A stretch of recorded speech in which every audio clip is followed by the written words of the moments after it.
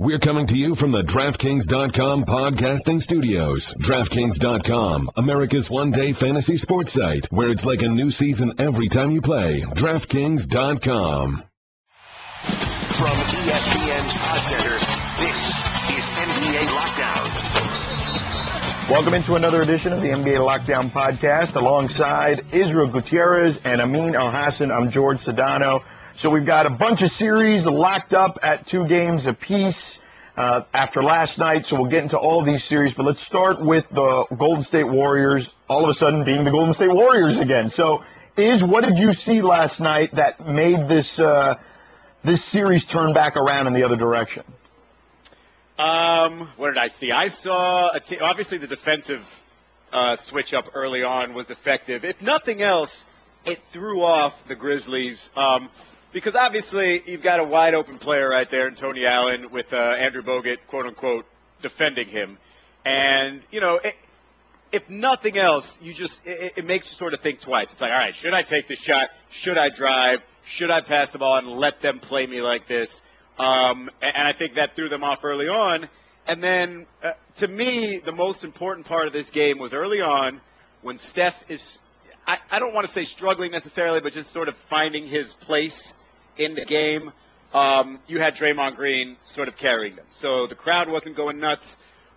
They weren't falling behind to a, slow grind Memphis team that makes you have to rush. If you're falling behind by 5-6 points, it's like I think it was Steph Curry who said if they're down 10 against the Grizzlies, it's like you're down. Oh, it was Andrew Bogut. You're like 10 to the Grizzlies, it's like you're down 20 to anybody else because the way they play. So they were able to sort of wait for Steph to be able to catch fire or just find a rhythm, and he did it while his team happened to be up as well. So I thought Draymond and that early defensive switch-up was just enough, and then they got that confidence to be in the Warriors again and Steph being Steph. I mean? Man, there's a bunch of things. And Steph played great, and Clay broke out of his funk, and Draymond was awesome. Bogut defensively at the rim was fantastic, too. Bogut was fantastic at the rim, but to me, the key to this game was Harrison Barnes. Now, before people put the record scratch on, Harrison. Harrison Right. Barnes, 2 things. One was defensively, and this started in Game 3, and I actually wrote about this with Kevin Pelton today. I think it's coming out today. It started in Game 3 where Barnes was guarding Randolph for small stretches, and he did really well. He kept him out of the paint, he held his position, and he sent him towards the help. And that allowed Golden State to say, well, we know Draymond does well against Gasol. If we can put Barnes on Randolph, well, then the last matchup is Tony Allen and Andrew Bogut. Well, Andrew Bogut doesn't have to guard Tony Allen anywhere outside of the paint. So basically, Tony Allen is like a third big for Memphis, offensively at least. Mm-hmm. So Bogut just hang out in the paint and help out on those other two guys and then rebound the misses. And that completely unraveled everything in Memphis as well. Memphis only could flourish if you played basketball in a traditional sense. My wing guards your wing. My power forward guards your power forward. The moment you say, we don't have to do it like that, Memphis is like, oh, crap.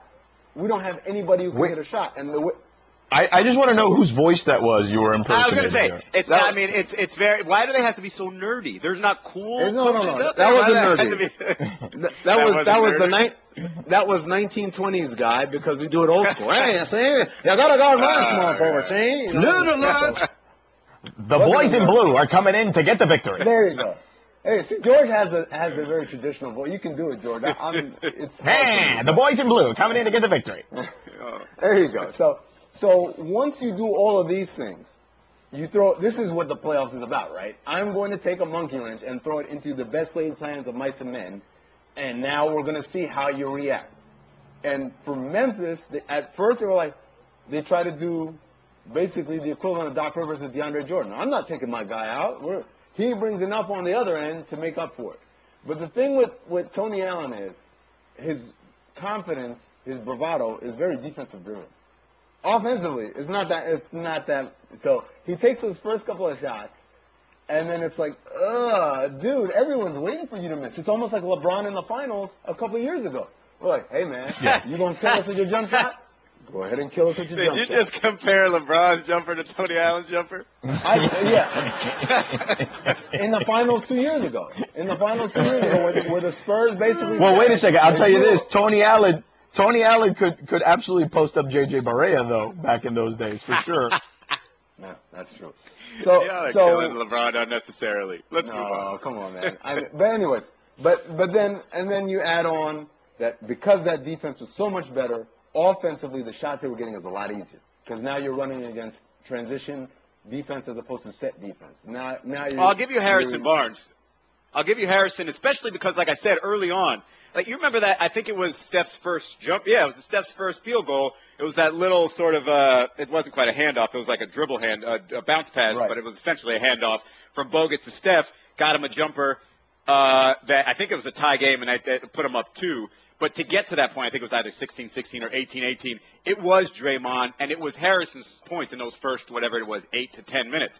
And that's what I'm saying. So I omitted Harrison. On the defensive end, I'll give him credit for basically playing good position defense against Zach. But basically, they weren't going to let him play one-on-one against Zach. Right. So that's where the help came in, whether it be Andrew or some guard, just the closest guard dropping down quickly. So, yeah, both of those guys. But basically, any time it seems like to me, every time I watch a game and Draymond gets his offense going early, I think that Golden State Warriors just – I don't know if it's a confidence thing or if it really is hey, that opens up the floor so much because the bigs got to really get back to Draymond and our offense opens up. Whatever the reasoning, it seems to set them off, and they go off and they'll score their 100 points even against a Memphis team. No, it does. Obviously, you're absolutely right. From a basketball standpoint, it allows the floor to breathe. They can't collapse on Steph and zero in on him and Clay as much because you got to worry about this dude who's teeing up from downtown. And he is a streaky guy, so there are nights where he struggles and they struggle, and there are nights when, like last night, where he makes them and they look incredible as a result. But I'm not here saying that Harrison Barnes shut down Zach Randolph single-handedly. Yeah. But the idea that maybe a week ago, if we said, hey, we're going to put Harrison Barnes on Zach Randolph, and then we'll help. That would be unheard of. People are like, what, are you nuts? Are you trying to get killed? Are you trying to... And instead... We're all going to laugh at you! Yeah, pretty much. And it's the realization, we can do this because, A, Harrison is strong enough to at least give him a hard enough time to get post position. He's not I give him a couple other things. I'm sorry. I thought, by the way, the most obvious thing that they did yesterday was basically say, and I'm surprised it took them this long, is say, oh, you know what? We're not going to defend you out on the three-point line because you know what? You guys can't shoot threes. Like that to me was the most obvious thing I saw yesterday. The other thing is, lineup-wise, you got David Lee in there for 15 minutes, and that was obviously after Maury Spates, a result of that, of his injury. But also Sean Livingston, 16 minutes, Leandro Barbosa, 2. And I think, you're sort of getting the tone for this series. Defensively, you want to be able to match them. You want to be able to hold them down. And then offensively, just rely on your main offensive performers. And that's Steph, and that's, Dre, and that's sometimes Harrison, and also Clay. But I got to ask, what's happening with Clay? Because he seems to be reverting back to the guy that we saw too often last year, where it was if a couple shots don't fall, he's starting to force it, and then he's slumping, and, body language isn't good. And he looks a lot more like Klay Thompson of times last year than he does the Klay Thompson that was great for about 3/4 of this year. No. I'm going to say, I'm the only one who saw that, apparently, because everybody just stopped talking. I didn't really notice it, but, I'll be honest, I didn't see it last night. Maybe if you had said this after Game 3, I would have been like, yeah. No, I saw it last night. I saw it more in Game 3, but I still saw it last night, too. And, maybe second half, obviously, or once the game got into a situation where they were up a good margin, I didn't see it as much, obviously. But, when it was still tight, I noticed that. And it's more so his reaction to shots, but also his forced shots. I mean, he had a couple in there last night that was just like, dude, you're just trying to get yourself going. We get it. And that's the type of stuff that Kerr was talking about coming into this game, is sort of playing out of character, and I think he's one of the primary culprits. Yeah, here's my thing as it pertains to Clay. I felt like the biggest mistake he made through the first 3 games was, I know he's improved as a ball handler this year, But to me, he's not a creative ball handler. He's a straight line ball handler, meaning I catch and I'm going in one direction and then I'll get there and I'll finish. And the less I have to change direction, change tempo, change it, dribble with the hand, spin, crossover, any of those things, the less I have to do that, the better. And what's been happening, and I think you're right, Izzy, in this effort I got to get myself going. He has tried to do some of those things, which maybe 5 or 6 nights out of a week he can do without getting in trouble. The problem is the 7th night he's trying to do it against Tony Allen. Right. And most dudes, I would caution, don't try doing that fancy stuff around Tony Allen. Klay Thompson played 16 minutes last night. Klay played 40. That's what I'm saying, is that part of it is he did not revert to those things even when Tony was on the floor. He was straight line, and it was fading or up fakes and shots, and those are good shots. But the other thing is, again, it goes back to this whole defensive concept. If we can effectively make you neutered as a team with Tony Allen on the floor, then it does not matter. Sooner or later, you're going to have to pull him out the game. Let's see how your pride is. To me, I likened it to baseball, and you guys know what a big baseball aficionado I am. But if you're playing a team that doesn't have power hitters, what do? You bring the outfield in, right? So basically, any contact hit to first base or like in the shallow infield, we're getting that, dude. You're not getting a base hit. The only way you beat me is if you go long. Well, Memphis last night, the only way they could have made Golden State get out of that defense is if someone went long, meaning went from deep, and they couldn't get a single guy to do it. Can I improve that analogy a little bit? Please do, please. Can you go football and putting 8 in the box against a running team and daring them to beat you with the deep ball? Right.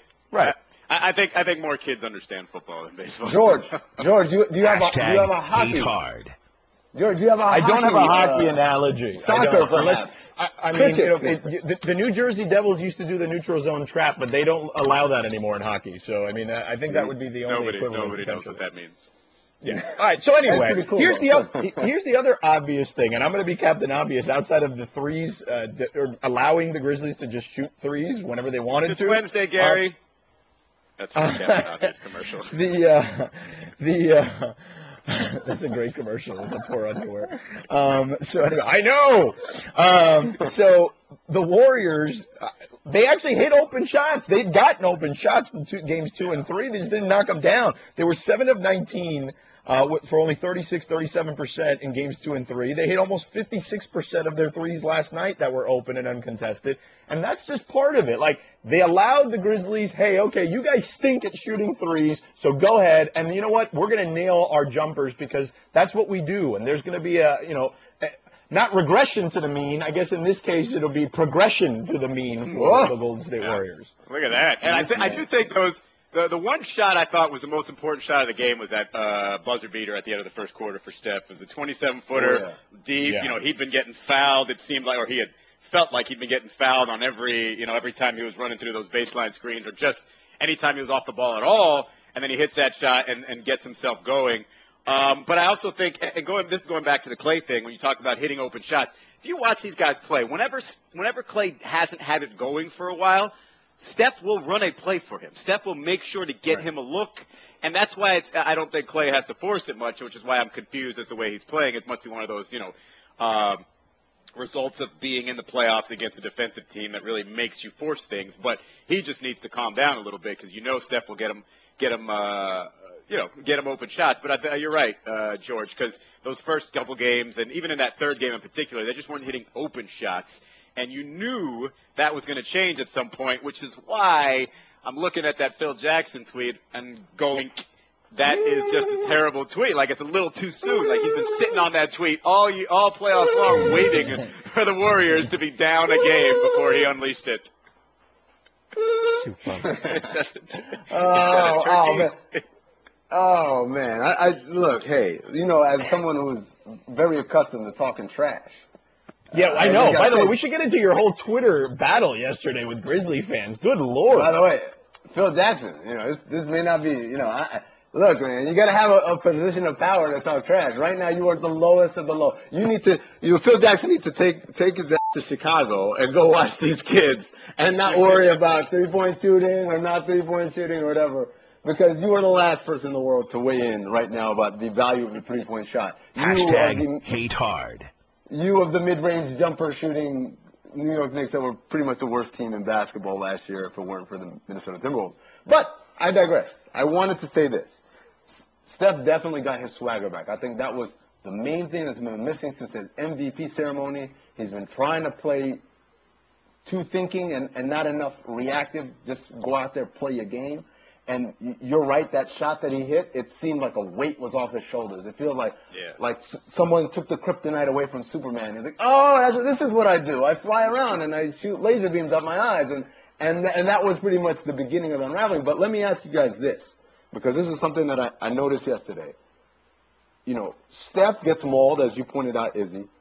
He rarely complains about it, like, in a very vocal manner. And that shot he hit right before it, Ben Udry had two arms on him and pushed up in him, and the rest right there. And I'm like, if that's Chris Paul, it's and he flails back and he looks at the ref in disgust and says, what are you looking at? And Steph doesn't do those things. And I'm wondering, is it wrong for us to expect our superstars to act like divas in order to get foul calls? That's a great question. Because I saw your exchange last night on Twitter, and I said that's true.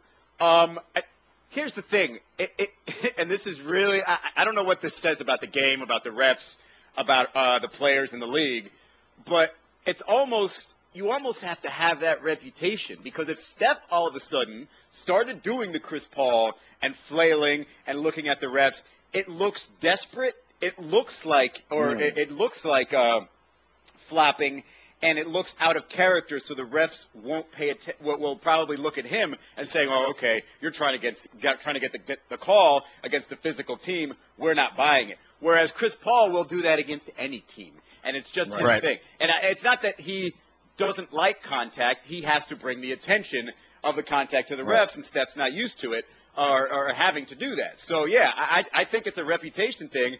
And I think if he starts flailing, it's going to be looked at as a flopper, whereas Chris Paul, he doesn't really care if people catch him flopping every once in a while, because the majority of the time he does get that call, because it is, he is a physical point guard and people play physically against him. So I think Curry, it's too late to start now, in my opinion. That's a good point. I mean, I think it's beyond flopping. I think it is literally, ref, he's all over me. Like, you have to. Right. You can vocalize it, verbalize it. And he did that. And look, early on in the second quarter, he got a call that probably wasn't a foul on a drive. Yes, absolutely. And so I think it worked. I think those first quarter histrionics, or his version of those, were by looking at the refs, and even at the end of the first, we're going all the way over. I forget which ref it was, and Pat Frayer maybe, and talking to him during the quarter break. I think all that worked, because from then on, it wasn't nearly as bad, or he wasn't getting nearly as mauled as he was, or not getting calls. And then you just saw the kind of the deficit kind of grow for the Grizzlies. All right, Izzy, what's funny about that whole reputation for complaining thing? It reminds me of a story. We're playing I'm with the Suns. We're playing the Detroit Pistons, and Rasheed Wallace, as you guys know, is a veritable dictionary of four-letter words, a thesaurus, if you will. And so he's going through his whole thing, mother effing the refs here and there, and bleep this, and F that, and this, that, what the F are you looking at, where are your glasses, the whole time. So then there's a play where Amari catches the ball, goes up, gets raked across the arms, loses the ball out of bounds. They call out of bounds off Amari. Amari looks at the ref and just yells, F, basically. Ref teases him.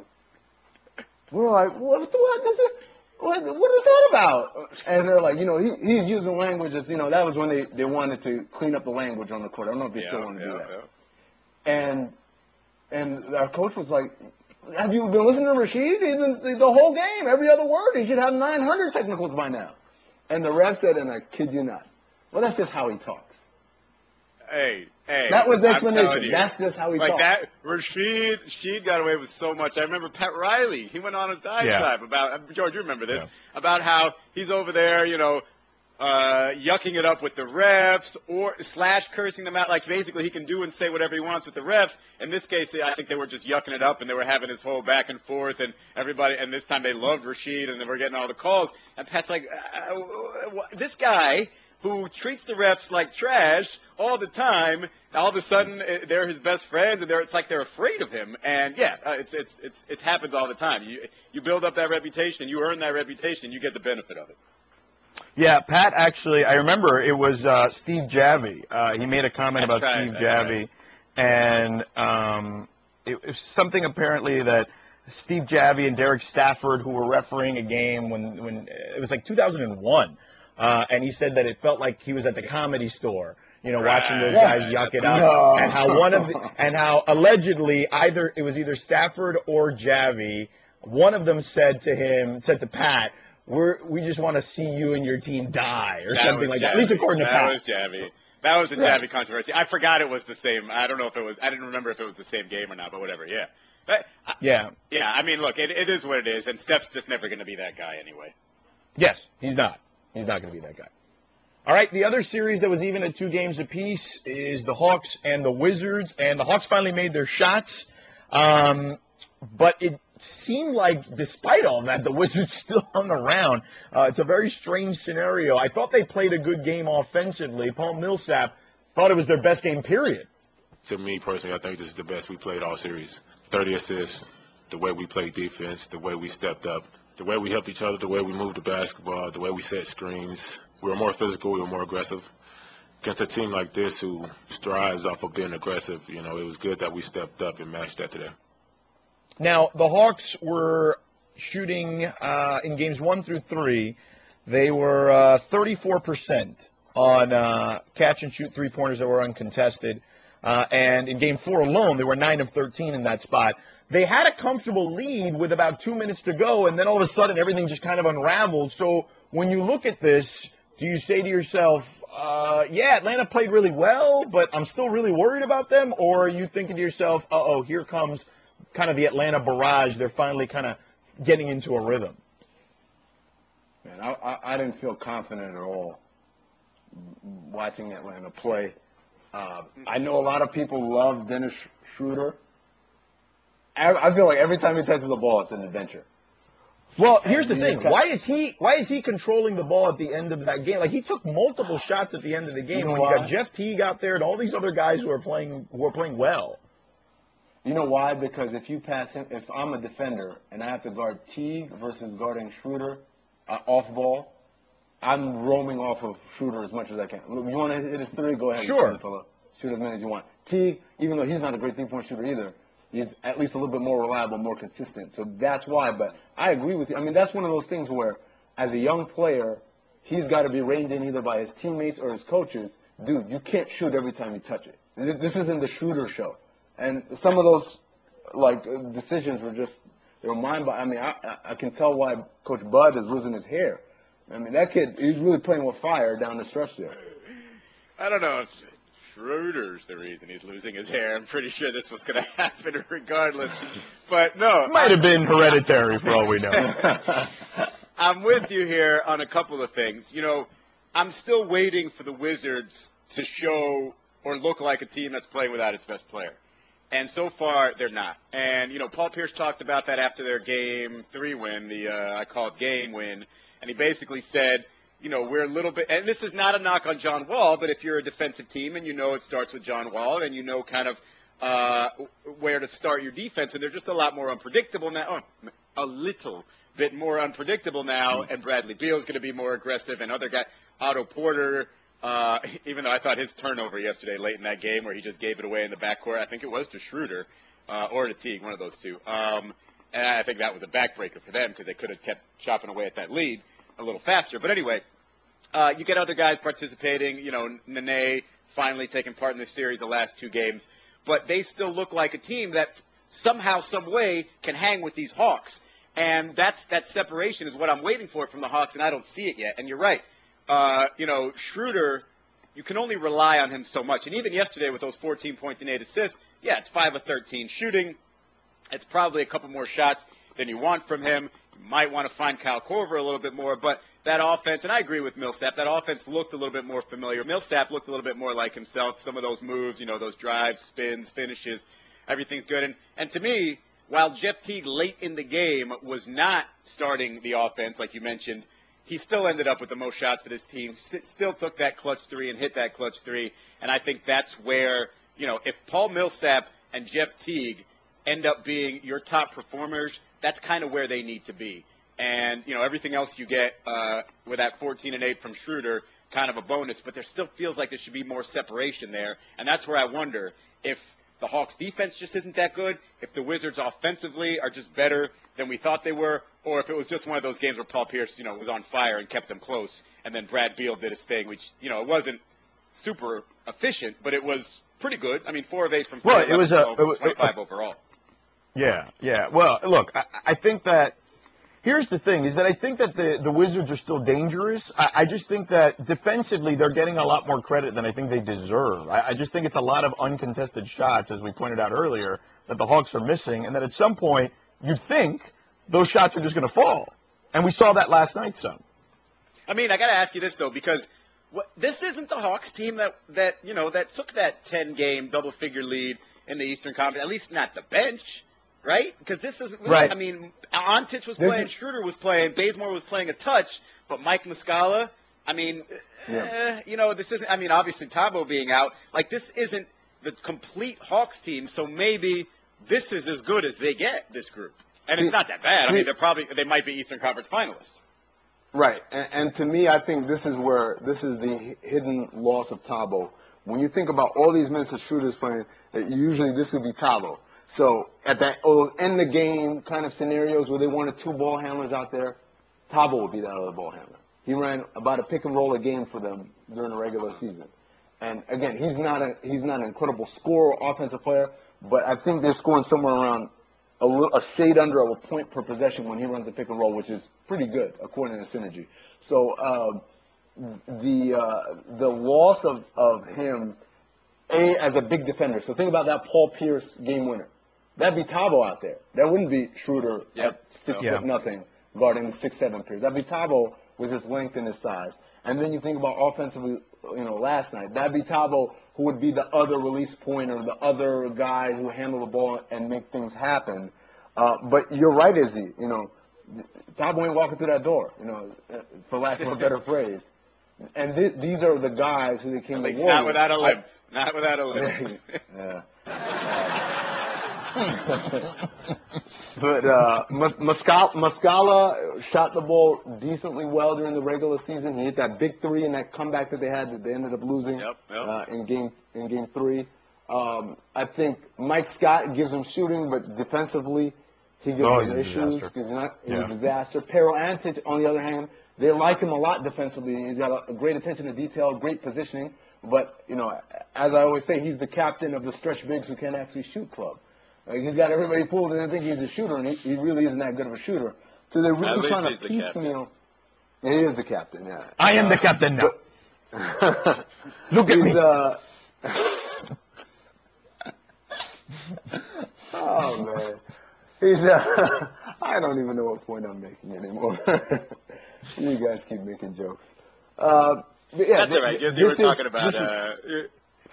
This is who they came to the dance with. This is who they're gonna dance with. That's what it is. The dancing. Who are they? What are they dancing though? What kind of what style are they dancing to? Are they dancing salsa? Is it a merengue? It's a waltz right now. A waltz? They're trying to waltz. It might be. They thought they were going to waltz right to the Eastern Conference Finals, and that didn't happen. I was going to say, who wins the series now? Best of 3, two games in Atlanta. I mean, is it that simple? Like Atlanta's taking control again because they haven't shown they can play this game over and over again. I think they're the team to beat here. Yeah. Really? If John Wall plays, man, I'm not ready to make that. Yeah. If John Wall plays, what's he going to look like when he comes back? I don't know what he's going to look like. But let me put it this way: they wouldn't have needed that much John Wall to win that game. Yo, well, I'll say this. Look, I don't know what he's going to look like when he comes back, George. But it's going to look way better than he did in that dang jacket yesterday. I don't know. Oh my God, it was awful. Hashtag hate hard. Take that off. The rest of the outfit's fine. The jacket, nah, man. Yeah. By the way, he's a good dresser too. He's a good dresser. He really is. Yeah, I was surprised by that.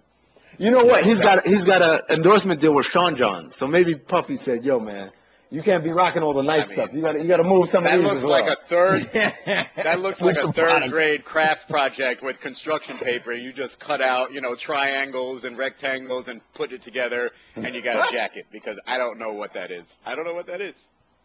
Yeah. By the way, the first game. the first game he missed, Ramon Sessions balled out. I mean, what did he have, like 20-something points, 5 and 5? Yeah, he can give you that that first game that they won without him, like, I don't know how much better he would have done than Ramon in that particular game. I mean, no, he could have done a lot better. I mean, he's a superstar, but he could have given you, 30 and 15. But, yeah, I don't know if it's a smart idea long term. I mean, if this guy goes, he's got to play like John Wall. It's a little like people used to talk about with Dwayne Wade. If he can't play recklessly, what's going to happen to his career? What's going to happen to his game? He's adjusted more of a mid-range jump shooter. John Wall's not even close to that yet. If he pulls up for 15-footers all day long, the Hawks are going to thank the heavens that happened. But if he can't play like himself, and that means potentially falling down from bad angles and bracing yourself, then he can't be John Wall. He can't be that effective. And I'm not taking any chances, if I'm the Wizards, that he's going to land on that hand and hurt it even more. Because so I'd give it at least one more game without him, and then see what happens if you got to break glass for that Game 6 in Washington. But I still see this group as being able, or having the confidence anyway, to go into Atlanta and win a game. Whether or not Atlanta is going to repeat this type of performance or improve upon it, that I don't think it would matter necessarily if John Wall was there, if they improve upon this performance at home. But I just don't think it's time to unwrap that yet, because I just don't think the risk is necessarily worth it. Well, John Wall, right now we have an update on my Twitter. Jorge Castillo, or George Castillo, who covers the Wizards. It's Jorge. He goes by Jorge because I called him George and then apologized. Right. See, not all of us go by the same. Jorge Castillo of the Washington, is it Post? Post. Or the News? Yeah. Yes. He's the Washington Post. Yes, Washington Post. He has a picture up of John Wall right now shooting with his right hand, shooting free throws at practice. Yeah. So is the other one swollen? I don't know. So he's doing some light shooting with his right hand at practice. Left hand, much less heavily taped than before, is the word. So who knows? Maybe he'll give it a go. Anyhow, coming up in 60 seconds, we will take a look at the NBA Draft Combine that's coming up in Chicago this weekend. Our man Jeff Goodman, ESPN College Basketball Insider, will stop by and we'll talk to him about it next. Geico presents Strange Saving Stories. Astronomers detected an interstellar transmission. It stated, Geico, 15 minutes could save you 15% or more. The implications were staggering. Was the cosmos telling us we could all save hundreds on car insurance with Geico? Or did their radar merely pick up a signal from the nearby Rufus and Clyde's morning show? We may never know. Geico. 15 minutes could save you 15% or more on car insurance. Welcome back to the NBA Lockdown Podcast. Alongside Amin Elhassan, I'm Jorge Sedano. Israel Gutierrez has left us now, but we are now joined by Jeff Goodman, ESPN College Basketball Insider, who will be covering the NBA Combine. All right, Jeff, I know you've got to be excited. Hey, at least it's in Chicago, which is where it's always been, obviously. But, great foodie town, great eats, great place to hang out. Thursday night, Game 6. Which I'll be at. Right. So I'm fine with the Combine because of the fact that I'm going to get Game 6 between the Cavs and the Bulls. Other than that, the Combine for me really is an opportunity to see a bunch of NBA guys, see some of the college players. Most of them don't do a darn thing other than, try to run fast and jump high. And that's about it. All the top guys, they don't play. I mean, they've gone back to this 5-on-5 format where you hope you get to see guys at least in a competitive situation. But I would be shocked if more than 5 of the guys who actually participate in the 5-on-5 end up being drafted in the first round. Wow. See, this is what I never got, this idea that, we're going to put them in 5-on-5 situations. That was never the problem. The reason they got rid of the 5-on-5 was because guys kept pulling out. It used to be you get first-round guys playing on this. Then it turned into fringe first-round guys trying to work their ways into the first round. Then they turned into second-round guys, who are trying to move up in the second round. Then it turned into undrafted guys trying to get in the second round. Then it turned into, guys from Portsmouth who made it to that's why we got rid of it, because nobody wants to watch, no offense, but, Scotty Thurman playing a 5-on-5 with Teddy Dupay or someone like that, you know. So wait, you don't want to watch the Harrison twins play more in 5-on-5? Like, we haven't seen them enough to evaluate them in 2 years at Kentucky that we want to see them play 5-on-5, and we're going to say, wow, I didn't know Aaron Harrison could do that. I didn't know Andrew Harrison could, drive in the basket and kind of throw it up, and maybe somebody can, dunk an alley-oop from him. I mean, come on. Like, we've seen these kids enough for the most part. Yeah. We know what they can do. Again, I'm not a huge fan of the Combine. I'd love to see it altered to where these kids are going to play. But as long as they're listening to their agents, most of these kids are saying, well, why am I going to play? I mean, Tyus Jones isn't playing, okay? And he's probably going to go somewhere in the 20-25 range. Why would Tyus Jones play? Coming off what he did in the national title game, his stock can only go down, as most of these guys. D'Angelo Russell's going to play. He's a top 5 pick. Justice Winslow, the foreign guys who haven't, Porzingis and Hazonia, who really, guys haven't been able to pick apart because they don't see him all the time. Same thing with Moutier. Emmanuel Moutier, who went to China, who put up crazy numbers against a bunch of guys that looked like the three of us in terms of athletic. Like, come on. These guys aren't going to play. Hey, Jeff, I will say this. There are certain demographics, so to speak, that should never, ever play in these things, right, if they have good agents. Number one is if you're a high lottery pick. Number two is if you're a big guy. If you're a big guy, you never look good in these 5-on-5 things because they never get you the ball. Number three is if you're a point guard, because what other situation can you prove other than, like you said, like Tyus Jones? Yeah, he could move up, but then again, he just won a national championship playing point guard. So there's no incentive for him to play point guard some more to show you. So to me, it only makes sense if you are, a big guy who's trying to show that you are a perimeter player. So think of, obviously he doesn't count because he was a top 5 pick, but Derek Williams from Arizona. Christian Wood is a kid at UNLV. Like guys that are trying to get into the first round and solidify themselves. Those are the ones. We're not only that, but try and show that they can do things that they were not allowed to do on the collegiate level. Those are the only. So Montrezl Harrell would be a kid that you're talking about. Then. Exactly. No, I'm with you. I'm much more excited to talk about Game 6. When it comes to Game 6. But listen.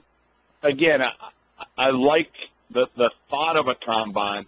I just feel like until it can be carried off the right way, it's just kind of spinning the wheels. A bunch of NBA guys getting together. If you watch them, too, the best part is when you see them in the background, I'll be doing the same thing, they're not even watching, most of them. They're either texting or talking to each other. And I'm doing the same darn thing. Oh, man. Watch them in the background. I miss it so much, man. It really is. It's like summer league, only without the. But here's the thing: the reason why people love the combine, if you're an organization, is because you get to have dinner with these kids and interview them, and it's the non-basketball element of it. Absolutely. But Jeff, are there any teams that are actually excited for the basketball portion? Not really. Actually, like Amin just said, the number one thing they get out of it, the number two thing they get out of it is the interview process. What's the number one thing? It should be easy for you. Oh, yeah. You're going to Chicago in the middle of May. No, the medical info. Oh, yeah, I'm sorry. Oh, yeah, that too, the medical, absolutely. That's probably number two. Going to Chicago in the middle of May is probably number one. You're right. I'll go with the medical is 2, the interviews is 3, but the medical is going to be interesting for a couple guys, okay? Number one, I think you're going to see Miles Turner, the kid from Texas, big kid, 6'11", skilled, can step out, can block shots, high character kid, had a pretty good year. NBA guys are worried about kind of the way he runs, his knees, his feet. So that's going to be interesting. I've got him at 15 in my latest mock draft, and that's kind of saying that he's not going to go through with flying colors with some of his medical testing. The other one is Karl Anthony Towns a little bit. I've been told his feet his feet are something to keep an eye on, that they're just very unique. Nike had to make special shoes for him. And I don't know the exact, looking at his feet, I don't know exactly what it is. I think they're probably really big. But that should not separate them from many other players' feet. But, again, that'll be something to look at. I'm trying to think of other guys that have had, injury concerns. Last year, obviously, we had Joel Embiid. That was the big one a year ago. But I think Miles Turner will probably be the guy that most NBA teams are really looking to see how he checks out physically. Who's the guy that, I guess, in that vein of has the most to gain, whether it's through the basketball portion or just the measurements and all that? So who's the guy who's flown under the radar but can make up some ground during this week with great measurements and maybe even a good showing in the basketball portion? I think Cliff Alexander's just fallen so far. Here's a kid who was a top, 5 player coming into school this past year. Combination of mentally couldn't pick things up. Physically didn't play as hard as he did when I saw him in the summertime. He's probably only about 6'7" as a 4-man. And then NCAA issues forced him to sit out the last, 10 games of his career, college career. He's just fallen so far. I think he could go up. A bunch of bigs, really. Robert Upshaw, big kid from Washington, one of the best shot blockers in the country. So talented. But drug issues really derailed him. And he would have been, honestly, if he had stayed the course and stayed out of trouble, we'd be talking about Robert Upshaw as a lottery pick. And because he didn't, go ahead. No, that's one of the big red flags, right? Like if Lorenzo Romar couldn't get through to you. That's literally the last. If Lorenzo Romar can't get through to you, that's like, dude, I don't think this may not be for you. Exactly. No. There's no doubt. I mean, he had a shot at Fresno too. Got kicked out of the program there. Romar's about as good a guy as it gets. So I think those are a couple guys. I think Chris McCullough is another guy. Remember, Syracuse, freshman, long, skilled, talented, didn't do much this year and then got hurt toward the ACL and decided to come out anyway. I think he's a guy that, again, he'll be a second contract type of guy, but high upside. I think a guy like Kakari Johnson, Kentucky big guy who left, probably would have been a piece had he come back next year. He's right in the fringe, I think, for a first-round pick, not, below the rim guy. There's plenty of guys who can. Justin Anderson from Virginia, he was hurt at the end of his season. And I think he's a guy that probably needs to show he can make shots. He shot about 47% from three this year after shooting like 29 and 30% from three his first 2 years. So which is Justin Anderson? Is he a much improved shooter, or was there a little bit of luck this year with just getting off to a great start and being able to sustain it? Jeff, are we getting the same thing that we usually get with the agents having kind of the side workout happening in the Chicago area? The best side workout, you know what the best side workout is? I'm going to try to go tomorrow. Renardo Sidney's working out. No! Speaking of, hey, maybe this may not be for you. Listen, you're talking to the wrong guy about Renardo. He's fooled me like 8 times. Okay? Come on. I saw him back when he was like a freshman in high school, and I honestly thought we were seeing like Magic, Lamar Odom combo. He was so darn good, and then the dad moved out to L.A. Right? Yeah, dad moved out to L.A. And that was I remember that. He was so good. He was skinny. You remember that in ABCD? He was a skinny kid. He was skinny. That's what I'm saying. Like, he had Magic-type skills. He could handle, he could pass, he could do everything, and he was a big boy. He wasn't like he is now, like he's like 3 and I don't know. I don't know what he is, but I've had a soft spot in my heart for Renardo forever, even though I've been conned by Renardo like multiple times. Oh, man. I'm still rooting for him. You know who they were going to do? They're going to put Renardo's agent. Also just signed David Harrison, who's been working, I believe, at a McDonald's. Come on. And I think he's going to put them up against each other.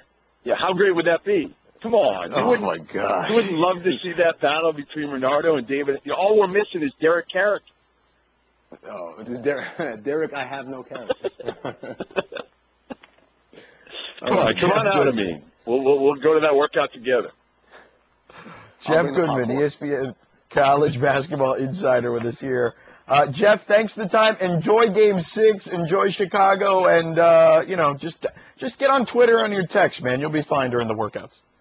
Just watch me. I'm not even going to be watching. I'm just going to either be looking to my side, to whoever's sitting either side, or texting you guys. That's it. Sounds good, man. Thanks, be good. Take care, guys. All right, so that'll wrap it up for this edition of the NBA Lockdown Podcast. Don't forget, we're on 5 days a week now, Monday through Friday here. We got you locked and loaded for the playoffs. Thanks to Jeff Goodman, who joined us there. You can follow him on Twitter at GoodmanESPN. Thanks to Amin. You can follow him at Amin ESPN, A-M-I-N ESPN. Israel Gutierrez, I-Z Gutierrez is where you get him on Twitter, and myself at Sedano ESPN. That's S-E-D-A-N-O ESPN. And, if you're here, download my radio podcast, too. What the hell? You might as well. We got some good stuff on there, a lot of NBA stuff on that show as well. And you can download that at ESPN.com/PodCenter. It's the Sedano Show. So, again, that's it for us. Tomorrow, more action for you, and we'll have the thoughts, obviously, on all the games tonight. Bulls and Cavaliers. Looks like no Pau Gasol tonight in this particular game as well. So that'll be interesting. Obviously, LeBron didn't shoot around, but will play in this game. Kyrie will play in this game. So Cleveland looks to take the lead in that particular series. And then, of course, out west, the Clippers look to wrap things up against the Houston Rockets. So we'll have that for you tomorrow. Thanks, and tune in tomorrow for the podcast, and enjoy the games. Have a great night. Thanks for listening to NBA Lockdown on ESPN Radio. For more great podcasts, check out the PodCenter page on ESPNRadio.com.